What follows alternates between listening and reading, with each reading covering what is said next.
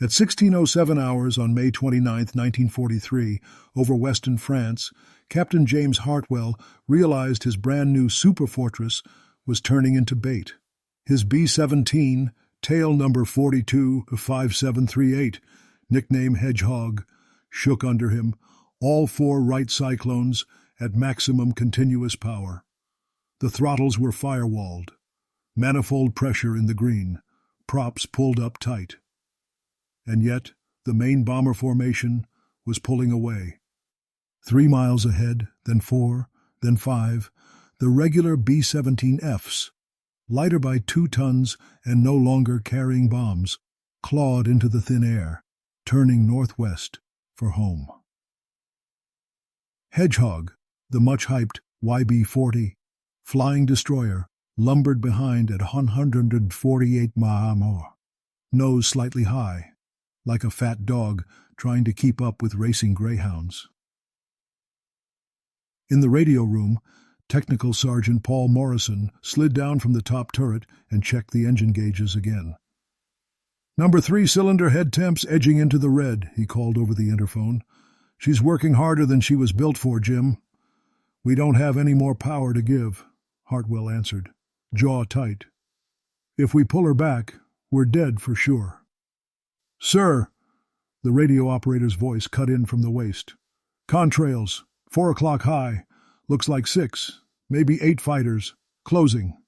German fighters." Hartwell glanced through the side window and saw thin white fingers in the sky, growing thicker as they dived. Focke-Wulf 190s from Jagdgeschwader 2. He'd seen their work before, slashing attacks from 12 o'clock high, diving through formations, picking off cripples with clinical cruelty. But this time, the Germans were about to meet something different. Hedgehog carried 16 50-caliber machine guns in 8-powered or flexible positions, a new twin-gun chin turret under the nose, 2 dorsal turrets, fore and aft, twin waist mounts, cheek guns, tail guns, 11,000 rounds of ammunition stacked in boxes and chutes, extra armor around every crew position. On paper, she was a fighter squadron by herself. On paper, German pilots would look at that dense forest of gun barrels and think twice about attacking from any angle. On paper, the solution to unescorted bombers being massacred deep in Germany was simple. If fighters can't escort bombers, turn a bomber into a fighter. But paper couldn't change one basic truth of flight. Weight makes you slow, and slow in hostile skies is death. "Hedgehog, this is lead," crackled the radio. "YB-40 section, you're dropping after the box. Can you close up?" "Negative," Hartwell replied. "We're at max power. We're giving you everything she's got." He didn't add the part running through his head, "and everything we've got isn't enough." The contrails behind thickened into dark crosses. German fighters rolled into attack, noses down. For a few brief, savage minutes, Hedgehog's 16 guns would do exactly what they were built to do, spitting flame at any aircraft foolish enough to come too close. But the same weight that had turned her into a flying porcupine was already dragging her out of the herd, and German wolves loved nothing more than a fat, armed-to-the-teeth straggler, with nowhere left to run. To understand how Hartwell ended up in a fortress so heavy it could shoot at everything but couldn't stay with anyone, you have to go back to the numbers that terrified 8th Air Force in early 1943. Numbers written not in bullets and fire, but in loss reports. Winter and spring of 1943 were bad months to be a bomber crewman in England. The 8th Air Force was still new at daylight bombing, deep into Hitler's empire. The plan looked good on paper. Tight formations of B-17s and B-24s, bristling with guns, punching into the Reich, smashing factories and U-boat pens, breaking Germany's ability to fight. Reality was uglier. On missions to Bremen, Wilhelmshaven, and other targets, bomber groups were flying beyond the range of their escorts. P-47s could only go so far into France before fuel forced them to turn back. Spitfires had even shorter legs. Past a certain invisible line, the fighter limit, the fortresses were on their own. German pilots knew exactly where that line was. They called the stretch of sky between it and the nearest flak ring target the Todesstreifen, the killing strip. Bomber crews started using a different name, the Gauntlet.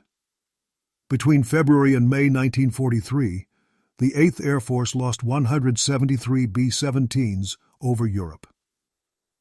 173 four-engine bombers, roughly 1,700 men.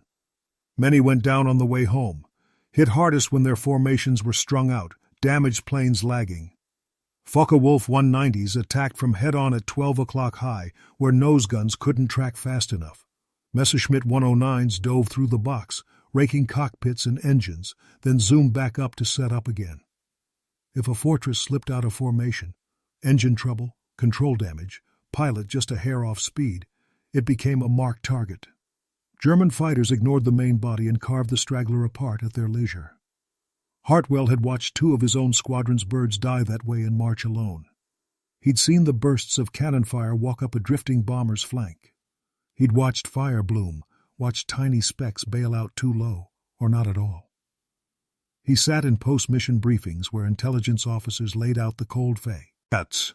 Average crew had less than a 50-50 chance of surviving 25 missions. Loss rates on deep raids without escort were edging toward 10, sometimes 15%. Numbers like that led to nervous questions. Why, someone asked, are we flying this gauntlet without something more than luck and Brownings? The obvious answer, build long-range fighters that could go all the way to the target and back, was in the works. P-38s were arriving, P-51s were on the horizon, but both were still limited in number and range. Command needed an answer now. Some bright mind at the Air Technical Service Command, staring at silhouettes of B-17s covered in gun ports, put it into words. What if we take the guns that save bombers and put more of them on one bomber, whose only job is to shoot? Turn one B-17 into a gunship. Strip out the bombs. Stuff the freed-up weight with guns, ammo, and armor. Fly it with the formations as a sort of heavily armed shepherd. On paper, it sounded like adding a destroyer to a convoy. A few good engineers, a willing manufacturer, and some brave souls to fly it. What could go wrong? The B-17F chosen for the experiment was already a solid platform. 4 engines, long wings, rugged structure. To turn it from flying fortress into flying destroyer, the Army Air Forces and Douglas Aircraft made a brutal list. Everything that didn't shoot, guide, or protect crew, gone. Bomb racks, bomb sight, bomb bay flooring, stripped out. In their place, a powered chin turret under the nose with twin 50 caliber guns to blast anything coming from 12 o'clock low or head-on. A second dorsal turret behind the radio room, so fighters diving on the middle of the fuselage would fly through intersecting streams of fire. Cheek guns added to the forward fuselage. Single waist guns replaced by twin 50 cal mounts on each side. Ammo boxes everywhere, filling spaces where bombs and extra gear once sat. By the time the drafts were done, the YB-40 carried 16 Browning 50 cal machine guns, over 11,000 rounds of ammunition, extra armor plating around gunner positions and cockpit, empty bomb bay, full of bullets. At Douglas's Tulsa plant, workers shook their heads as they bolted on mounts and ran ammo chutes. "This thing's a Porcupine," one mechanic muttered. Flight testing at Wright Field revealed the first cracks. The new guns and ammo shifted the center of gravity aft. With more mass high and behind the wing, the aircraft wanted to wallow and pitch. Engineers adjusted trim tabs, tweaked controls. Pilots reported the yoke felt wrong, heavier, slower. Then there was the climb. A standard B-17F, fully loaded with bombs and fuel, could claw to 20,000 feet in about 25 minutes. A YB-40, at the same gross weight, but with most of it in guns and ammo, took nearly 48. "The Cyclones are hauling a brick," one test pilot growled after a long, sweating climb. "Once we dump bombs, we can outrun them again," a staff officer replied casually. The test pilot blinked. "Sir, the YB-40 never do.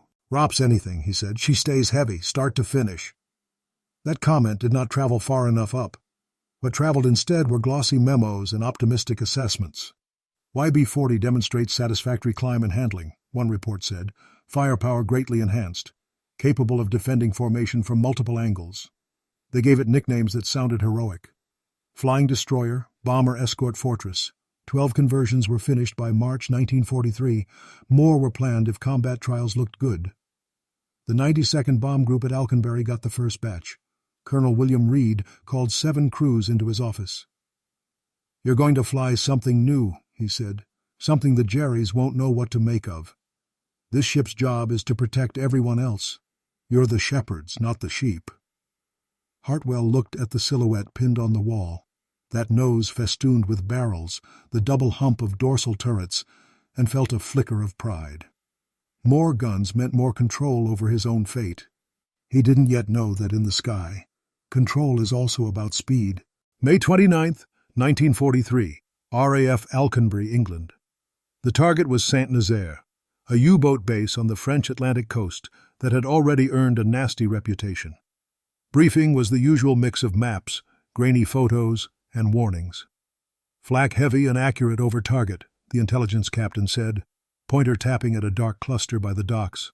"Jagdgeschwader base near Rennes and other fields in Brittany. Expect FW-190s and BF-109s. He turned to a sketch of formation layout. 7 YB-40s will take up positions in the most vulnerable spots, low squadrons, tail elements. You are not bomb trucks, you're flying guns. Your job is to keep the wolves off the herd." In the chilly morning light, ground crew stuffed belts into feed chutes until their hands cramped. Gunners checked traverse on new turrets, barrels swinging in tight arcs. Hartwell walked around Hedgehog slowly. From the outside, she looked like any other olive-drab B-17, until you got close enough to see the extra teeth. 2 big barrels peered from the chin, another pair from the top turret, and another from the second dorsal hump. Cheek guns poked from the nose. Twin waists jutted from the sides. Twin stingers out the tail. 1650s. He climbed into the cockpit and settled into the left seat. "Feels heavier," the co-pilot said as they ran checklists. "That's because she is," Hartwell replied, trying to keep his voice light. At 1350, the tower cleared them. "Hedgehog, you are number 1 for takeoff. The rest of the 92nd behind you. Make us proud." They roared down Alconbury's runway, gathering speed, wheels thumping, tail lifting. For a moment, Hartwell wondered if the added mass would keep them welded to the concrete forever. Then she unstuck, slower, flatter, climbing grudgingly. They circled, climbing into blue that thickened into thin, ice-cold air. 20 minutes, 30, 40. Standard B-17Fs climbed with them, but Hartwell could feel it in his hands. He was always coaxing, always a notch closer to redline. At 20,000 feet, they slid into their assigned slot, low squadron, trail element. "YB-40 section in position," Hartwell called. From there they watched the channel pass beneath in a patchwork of gray and silver. Over the French coast, flak started. Black puffs at first, then closer, the familiar rattling thump of shrapnel peppering the fuselage. At 1530, radar reported fighters scrambling. "Bandits up from Rennes and Saint-Brieuc," came the call. "All gunners, keep sharp." When they came, the German pilots reacted almost exactly as the YB-40 designers had hoped. FW-190s dove in at 12 o'clock high, straight into the overlapping arcs of chin turret, cheek guns, and dorsal fire. Hedgehog's nose gunner cackled over the intercom. "Jerry at 11 high, closing fast." He squeezed. The chin turret spat flame. Tracer lines reached up and met a diving Focke-Wulf. The fighter shuddered, rolled, and dropped out of the attack stream, trailing smoke. "Splash 1!" the tail gunner yelled. On that first pass, the Germans did hesitate. They had never seen so many muzzles on one fortress. Some pressed their attack anyway, and paid for it. 190 tried a classic frontal slash, only to fly into a wall of lead from chin and top turrets of 2 YB-40s working together. Pieces of wing and tail sheared off, spinning past Hartwell's canopy. For a while, it worked. The main box reached Saint Nazaire still in decent order. At 16:02, bomb bay doors opened across the formations. From his slot, Hartwell watched lines of bombs march toward submarine pens and dockyards. Secondary bursts and fires gouted up through flak. "Bombs away," came the call, turning for home. And that's when the numbers finally came due. Empty B-17s, a ton lighter without bombs, suddenly had power to spare. They climbed a little faster. Their drag dropped a little. Their speed crept up. Hartwell's did not. The gauntlet home was about to look very different, not just for ordinary fortresses, but for the gunships that had to earn their name. As the main force swung away from Saint Nazaire's bursting flak, throttles in most cockpits eased back from maximum. In Hartwell's, they stayed jammed forward. "Hedgehog, you're dropping back from low squadron," Led called. "We're at max continuous," Hartwell replied, teeth clenched. "She won't give any more." His airspeed indicator hovered around 148 mph. Ahead, standard B-17Fs, now lighter by several thousand pounds of bombs, settled comfortably into 160. A 12-mile-an-hour difference doesn't sound like much. Over a few minutes, it stretches into miles. Morrison watched the gauges and didn't like what he saw. "Cyclones are running hot," he said. 3's CHT is starting to flirt with the red. If we keep this up, we're going to cook it." Hartwell stared at the receding formation. If he chopped power to save the engine, they'd drift even farther behind. If he kept it up, they might flame out at the worst possible time, alone over enemy territory. Behind them, German controllers were having a very different conversation. "Die Festungen haben Bomben abgeworfen," a controller said, watching radar and plotting tables. "The fortresses have dropped. They are returning." Fighter Gruppen leaders knew what that meant. Stressed aircraft, stragglers, wounded birds. From their cockpits, FW-190 and BF-109 pilots scanned the sky. The best kills weren't in the center of the herd. They were in the ones just slightly off. 3 miles back, then 4, Hedgehog and her fellow YB-40s started to drift out of the box. From a distance, they probably looked like crippled birds with too much metal hanging off them. "Skipper," the radio operator called, "I've got contrails at 4 o'clock high, maybe 8 fighters, coming in fast." "Let 'em come," Hartwell muttered, louder, over interphone. "All guns, stand by. This is what we're built for." The first wave tried a cautious probe. Low, the 190 dropped out of the contrail cloud and dove on Hedgehog from 5 o'clock high, cannon blinking. The tail gunner opened up at 800 yards, tracers stitching the sky ahead. The German, likely not expecting such a dense stream from one plane, broke off early, climbing away. "See that?" the waist gunner crowed. "Scared him off." The next pair came in smarter. 2 fighters from 11 o'clock high, line astern, one slightly offset. "Chin turret, you've got 'em," Hartwell called. "Tracking," the gunner answered. "Got 'em. Firing." He held a long 4-second burst, 50 caliber rounds searing across the nose of the lead 190. The German jinked, but not enough. Rounds smashed into his engine and wing root.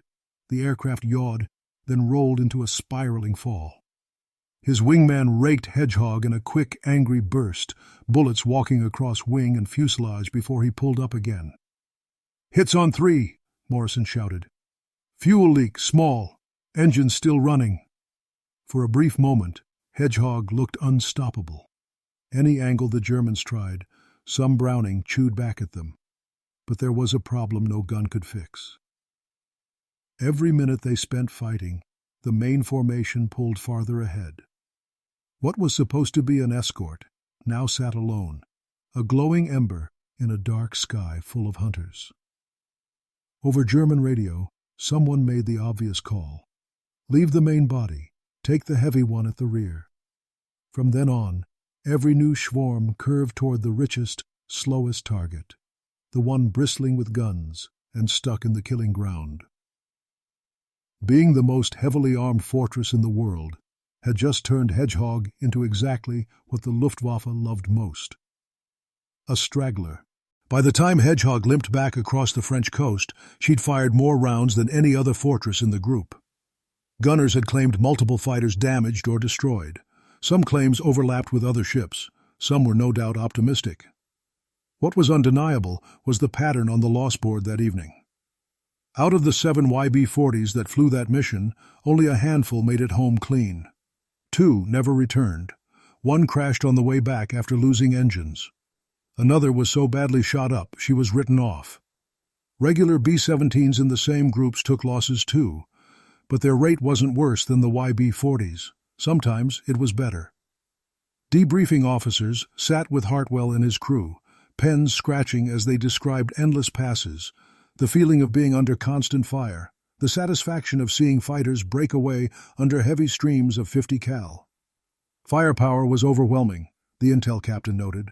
Enemy fighters reluctant to press home attack when aware of multiple gun positions. Then he added the next line.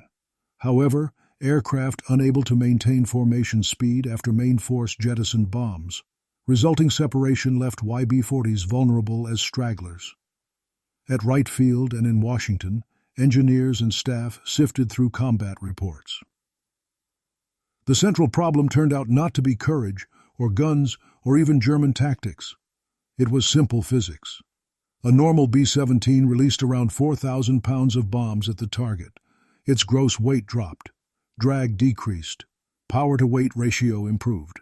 The YB-40 had no bombs to drop. Its weight stayed stubbornly high all the way home. It was like giving one runner in a race a heavy pack and telling him to keep up with men who'd tossed theirs aside halfway. No matter how strong his arms were, he wasn't going to win. On later missions, crews tried different tricks. They reduced ammunition load slightly. They tried tighter power. Management. They adjusted formations. Nothing solved the fundamental mismatch. German pilots learned quickly, too.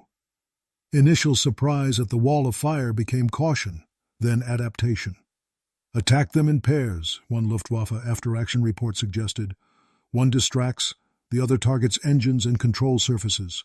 Avoid prolonged head-on approaches. Even when the gunships knocked down or scared away a few fighters, the losses they suffered and their tendency to lag behind raised a brutal question. Was one YB-40 worth more protection than another standard B-17? The math said no. After a dozen or so combat sorties, the program's star dimmed. Production of further conversions stopped.